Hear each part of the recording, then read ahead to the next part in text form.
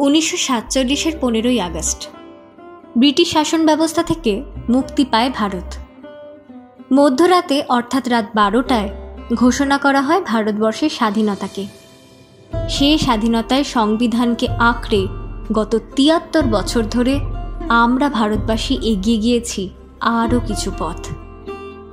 নানা ভাষা, নানা মত ও নানা পথের ভারতবর্ষে স্বাধীনতার অর্থ সুসভ্যতার আলোকে সমস্ত সাংবিধানিক অধিকার ভোগের মাধ্যমে প্রতিটি ভারতবাসীর এগিয়ে চলা। আজ স্বাধীনতা দিবসে বিতর্ক থাক, বরং যদি কিছু না পাওয়া থাকে তার জন্য আমরা লজ্জিত বোধ করি আর প্রতিজ্ঞা করি সকলকে নিয়ে একসঙ্গে এগিয়ে চলার। আজ বরঞ্চ প্রশ্ন করি ইতিহাসকে, অতীতে কেমন ছিল আমাদের ভারতবর্ষ, যেখানে বারবার শক, হুন, পাঠান, মোগল এবং তার উপর ব্রিটিশরা এসেছিল। কেন? সম্পদ লুণ্ঠনের আশায় নাকি জ্ঞান পিপাসায়?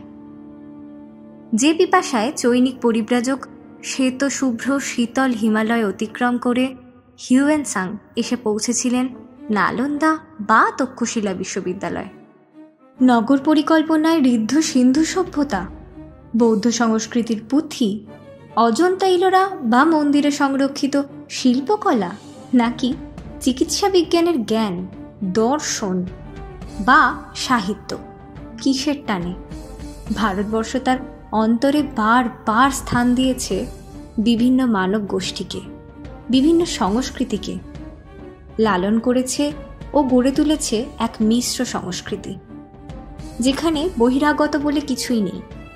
ধনসম্পদে পূর্ণ, সাংস্কৃতিক বৈভবে পূর্ণ এক জাতি ভারতীয়রা। বারবার লুণ্ঠনেও ফুরিয়ে যায় না।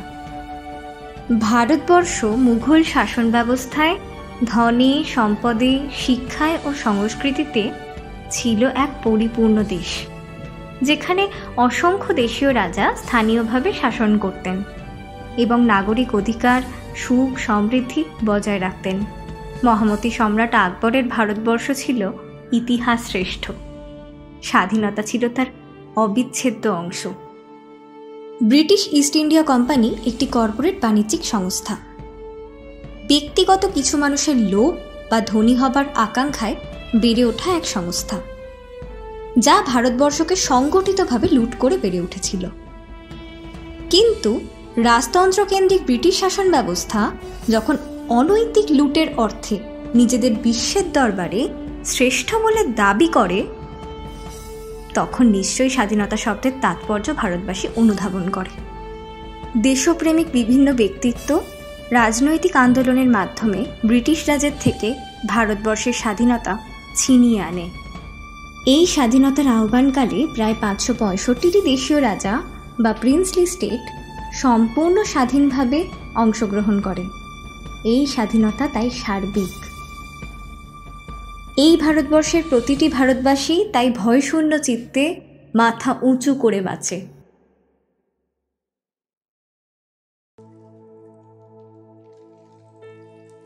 Where the mind is without fear and the head is held high, where knowledge is free, where the world has not been broken up into fragments by narrow domestic walls, where words come out from the depth of truth, where tireless striving stretches its arms towards perfection, where the clear stream of reason has not lost its way into the dreary desert sand of dead habit, where the mind is led forward by thee into the ever-widening thought and action, into that heaven of freedom, my Father, let my country awake.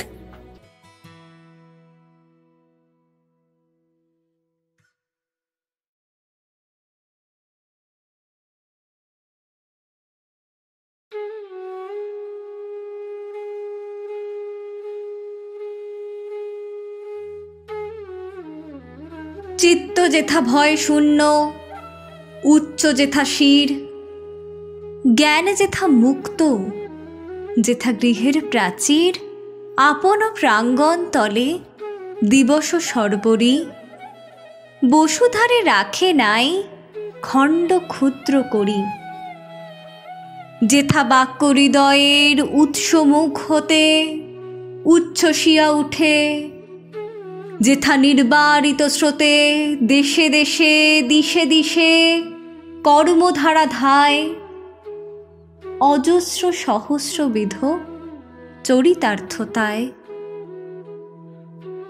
যেথা তুচ্ছ আচারের মরু বালু রাশি,